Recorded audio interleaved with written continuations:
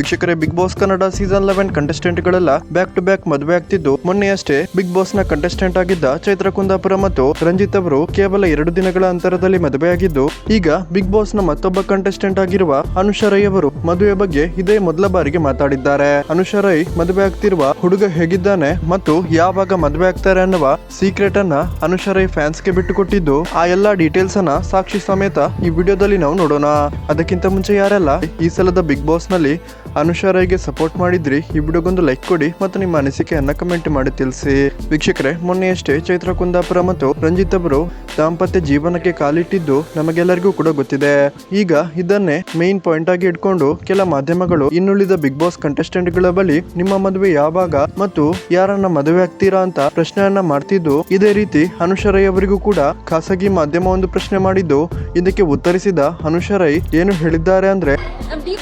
ಸಾಕು